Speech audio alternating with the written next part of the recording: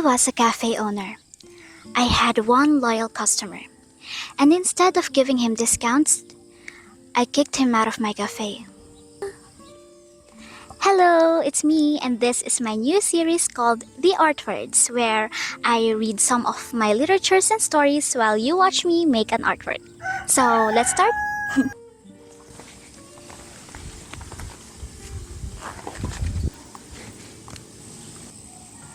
I was a cafe owner. I had a loyal customer who defended us when everyone said we had the worst service. He washed dishes, waited tables, and treated my cafe as his own. The thing is, I asked him to leave.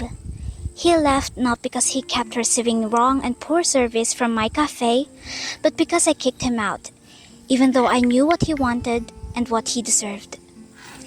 I knew he never planned on leaving. It was never his choice. I knew he intended to stay longer, not just as a customer, but also as someone who would help my cafe grow. But in the end, I asked him to leave.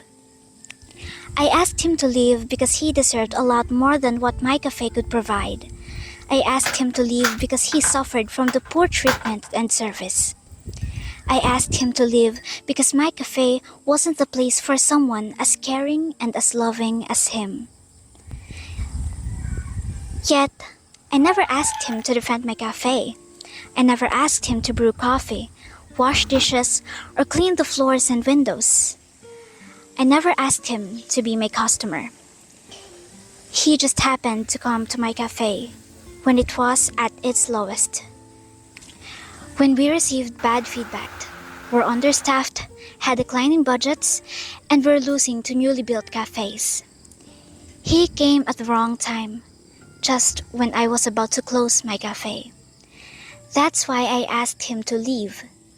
I hope he finds a better place that gives him more than what my cafe could offer. Because I have already closed my cafe. He was, and will be, my last customer. I'm never opening my cafe again.